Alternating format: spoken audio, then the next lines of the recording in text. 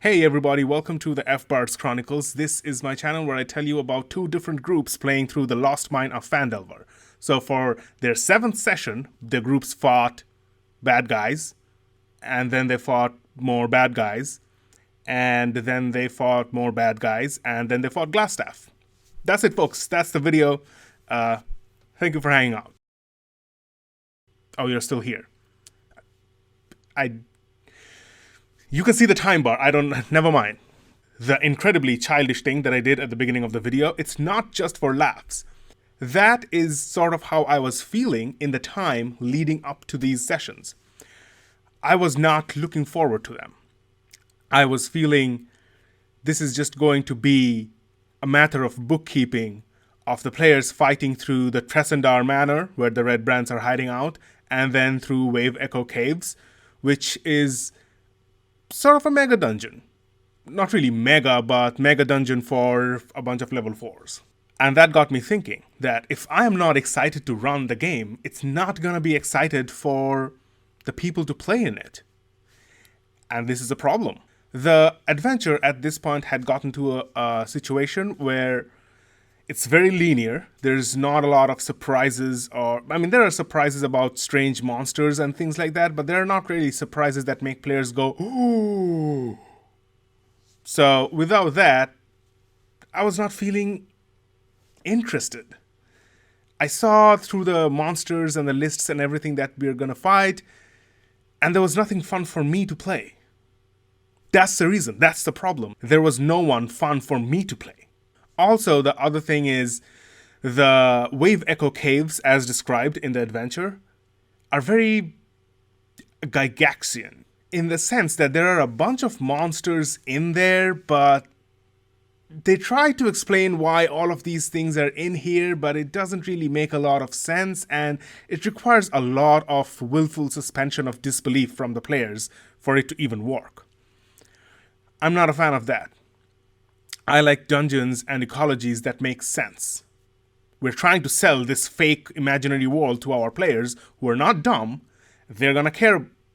They might care about it, and if they do, we need to reward them for caring about it. So this is what happened. The first thing I did is I needed to find something that will be fun for me to play. What is that? What is fun for me to play? What kind of monsters do I enjoy running? Spellcasters.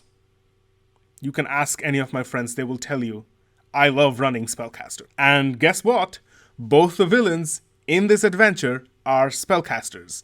Glassstaff, or Iarno Albrecht, and the Black Spider, or Nesnar. They're both Spellcasters. They're both wizards, in fact, my favorite class. But the way their stat block is designed is lackluster. It was absolutely not fun to play them the way they're written. So what I did was I changed the stat blocks. I made them stronger, gave them more interesting spells, more spell slots. They were level 6. Now, if they're level 6 wizards, why don't they just fireball the whole party and wipe them out? Well, they don't need to know fireball.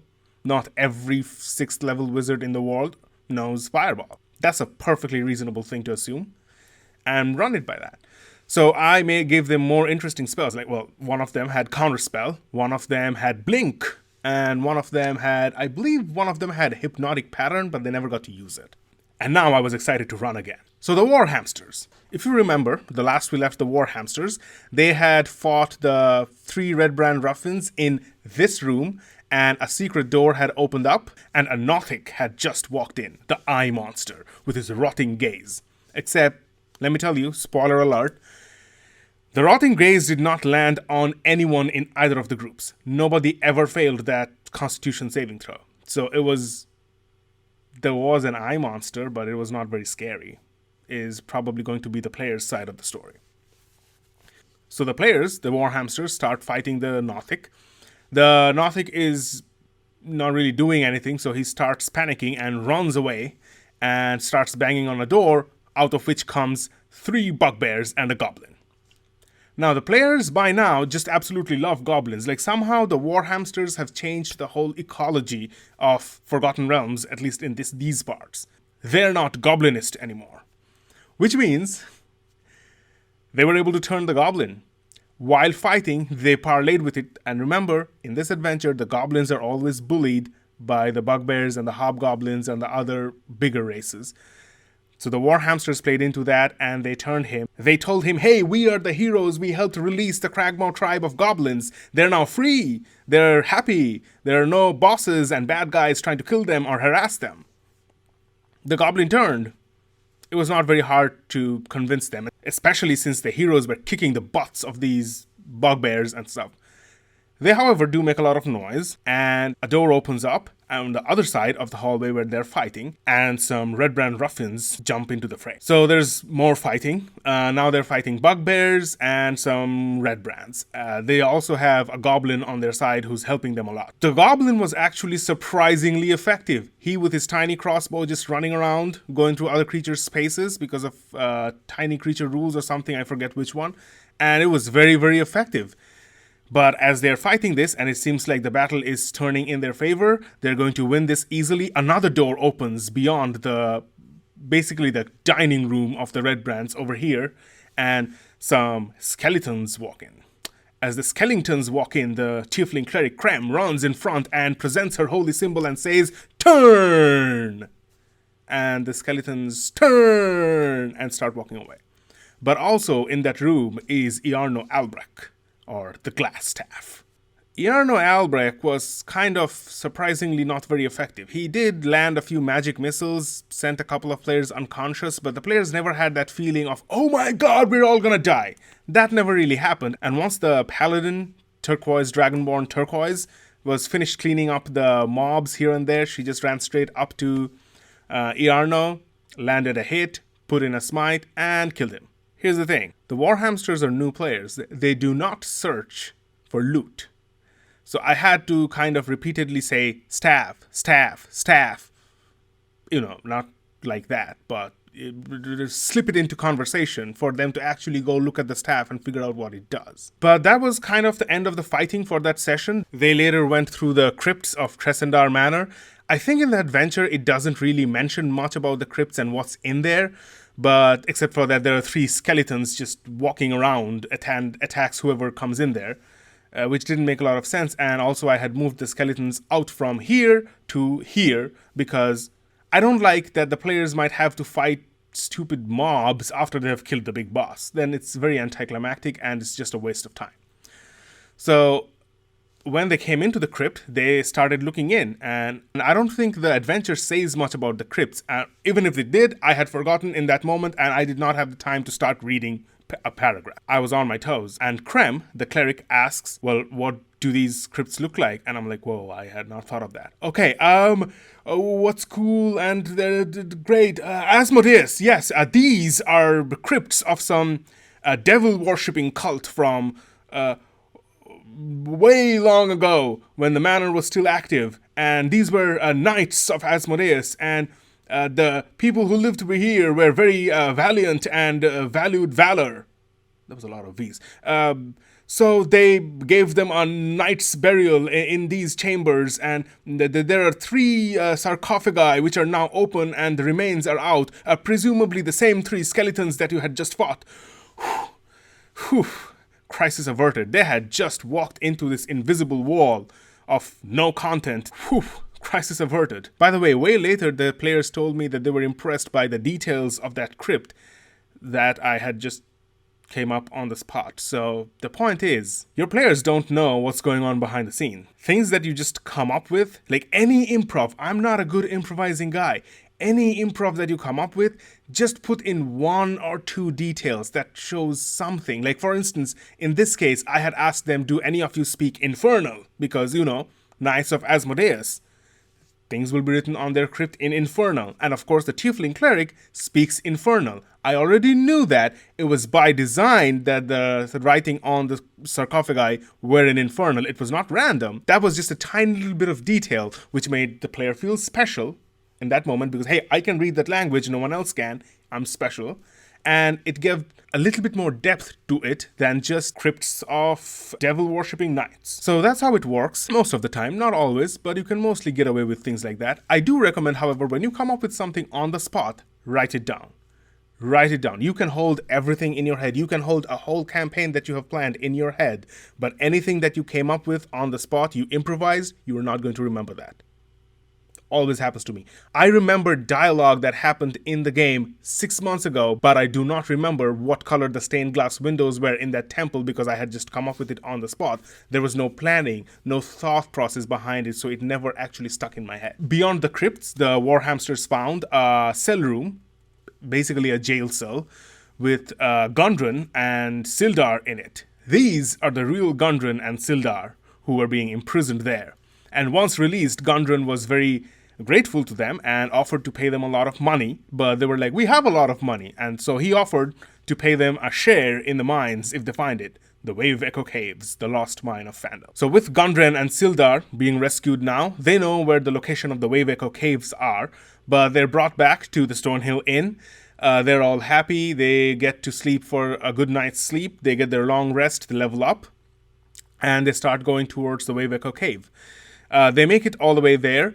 There's some information about Nandro and Tharden being here, but one of them is dead, but the other one is kept captive. I didn't want to do that because I didn't think that it really added anything to the adventure, so I just assumed that these two characters were out prospecting somewhere else looking for the mines and didn't really feature in the adventure much. So in the Wave Echo Caves, it is a very, very complicated map.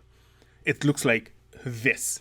So I started detailing, like, you go here, you turn right, you go left, X number of feet, you go do this. Ricky did a phenomenal job of drawing that map. She kept track of everything, and often when I would just describe things like, oh, you go straight up and you turn left, and there's another way that goes left, and she would be like, wait, does that last left join up with the hallway that we just left? And oftentimes the answer is yes. I was really, really impressed how good she was at drawing the maps. So they go through this part and come into this room. There are 3 ghouls in there. They attack, they fight, ghouls die. They keep going along this corridor, and there are 7 ghouls waiting for them over here. But due to some clever strategies from all of them, they were able to block the ghouls from attacking the squishies in the back. They were able to form a bottleneck, and it was not very hard to kill them. And that's where that session ended. The next time we pick up their story, it will be the last session they played, and that's where they face the Black Spider. Now, onto the Red Wedge Pact. Remember, they had last fought Venomfang, the young green dragon who was hiding in the ruins of Thunder Tree. They had killed him. Against all odds, they had killed him, and they had looted his treasure hoard. And while they were looting, they were interrupted by a druid, an old elven druid, Rydoth, who came up to them and said, Carp, the innkeeper's son from Phandalin, has been kidnapped by the Red Brands. If you remember the old videos where I told about why he might have been kidnapped, the Red Brands know that one of the kids, either Pip or Carp, know where the secret entrance to their stronghold is. I looked at the secret entrance that is given in the map and the adventure, and I didn't see why there had to be a secret entrance. It really didn't add anything to the gameplay of the situation. So I changed it a little bit. I said that, okay, instead of the secret entrance, I need to come up with a reason of why this kid was kidnapped. So I decided that he knows where the secret lever is hidden that opens up the secret door that leads down to the cellar. And this is the secret that Pip knows. Carp doesn't, but the Red Brands don't know who knows, and they have mistakenly kidnapped Carp. So when the Red Wedge Pact come back to Phandalin, from the bushes right before entering the town, they hear psst, psst, and they see Tiny Pip calling them. Pip explains to them that he knows the secret way of how to get into the Tresendar Manor cellars, but the Red Brands think that Carp is the one who knows it, and so has kidnapped them. The Red Wedge Pact immediately, along with Rydoth, accompany Pip all the way to Tresendar Manor. They see that there are 2 lookouts outside, keeping an eye out of where the secret entrance is. Now, I have no idea what the secret entrance is, how it is even secret, and I have to come up with it on the spot. Why do I always find myself in these situations? I don't know. I'm sure it's a complete mystery and has nothing to do with not being as prepared as I should be. But we are there. And Pip points out to two marble statues. One of them is headless, and it looks like two beautiful nude women pouring water out of pitchers. And Pip says that the secret lever is inside one of the pitchers. Yeah, that works. That works. I think that worked. At this point, the Red Witch Pact sends Pip back home with Rydell. They plan a lot, but I don't think it was really necessary. They took out the two lookout red brands pretty easily, pulled the lever inside the pitcher, and a secret door opened, revealing a set of stairs that goes down into the cellars, and they went down. Inside the red brand hideout, they first fight 3 red brands in this room. These people, however, are experienced players, so they searched the whole room like their life depended on it, and they found the treasure in the fountain. The adventure mentions that there's a set of common clothes in the treasure. I thought, okay, just common clothes is... I mean, I can say it, you can say it too, it's not gonna hurt anything, but it's not very interesting. Why are there common clothes? The reasoning in the adventure is that this is Iarno Albrecht's getaway card. In case he needs to run, he will run with this cash. But I thought, okay, I can give them some more information. Because remember, the players don't really know that Iarno Albrecht used to be a member of the Lord's Alliance, but now has jumped ship and become evil, and which is why Sildar Hallwinter has come to look for him. They don't know a lot of this. Also, how are they going to know that Glassstaff is Iarno Albrecht? I mean, of course, Sildar Hallwinter could just tell them, but it's more fun if the players figure things out themselves. So I decided that these set of common clothes that they found has the same emblem that they have seen on Sildar's clothes. They're much smaller than Sildar's, so they would not fit him. That way they know that these clothes belong to the same organization that Sildar belongs to, but are not Sildar's. So they have all the information, and they correctly deduce that these belong to Iarno Albrecht / Glassstaff. So after this, they find the secret door. They go through the secret door and face the eye monster, the Nothic. Once again, the Nothic cannot do anything to any of the players. Everybody always succeeded the Constitution saving throw. They fight bugbears. They do not turn the goblin. In fact, I think I even removed the goblin because I didn't think the goblin was really adding anything to the story over here. But they fight back bugbears. They fight the red brands. And they manage to kill all of them. The cleric, once again, manages to turn all the skeletons out, and they're out of the fight basically for the next 1 minute. But Iarno was able to do a lot in this. He had heard the commotion in the other room, so he had precast, blink, mage armor, and mirror image on himself, which means the players had a really hard time hitting him. And he was doing some good damage because he was concentrating on a flaming sphere, which as his bonus action would hit one of them and do a bunch of damage, where with his action he would either ray of frost or magic missile someone. So it was pretty effective until Rosanna, the human bard, cast silence in that room, and Iarno was unable to cast any spell, and he had to run away, provoking attacks of opportunity from Goliath Fighter with his huge glaive. He hits him, Iarno cannot move, it is the fighter's turn, he kills him. It was definitely more dramatic than Iarno's fight with the war hamsters, but that was a highlight. It needed to be dramatic before this whole part of the campaign to mean anything. Like, it shouldn't have been anticlimactic, and it wasn't. They definitely searched through everything in Iarno's study, found all of the things that were supposed to be found. There were some spell scrolls, some potions, they took the staff, all of it. Then they went through the crypt. They did not investigate much into the crypt, so I didn't have to come up with anything. Next, they went into the next room where they found Gundren, Sildar, and Karp. They're all prisoners. They rescue them. They bring them back to Stonehill Inn. They're welcomed. They're given a hero's welcome by Toblin Stonehill and his wife because they found her son. They spend the night there, rest up, level up. I asked them, this is a point where I outright asked my players, hey, do you guys want to have Sildar with you? It will mean that combat will be a little slower, but also these guys are veteran players, so I'm not too worried about them not being as strategic as they should be. They're very strategic. So they asked me, are we going to level up? Yes, you were going to level up. So they decided that, no, it's fine. Let Sildar go. We would rather have faster combat. So Sildar went away to Neverwinter to report to the Lord's Alliance about Iarno Albrecht's fate. So next, with Gundren, they went towards the Wave Echo Caves. They got all the way there, it took them a day or so, and they decided to camp outside. Now, inside the Wave Echo Caves, there's a random wandering monsters and ochre jelly. But I decided, it it'll be nice if they have a fight out here. Why did I decide? I don't know. There were sturges and ochre jellies in there. I decided maybe now that the black spider and his minions are in there, they're trying to exterminate the place, and they have thrown away these things outside. Like there are a bunch of sturges and 2 ochre jellies or something. Let me tell you, 2 ochre jellies are a really hard fight against a bunch of level 4s. It was a very bad... This was the only fight where everybody in the Red Wedge pack went unconscious at least once, if not more times.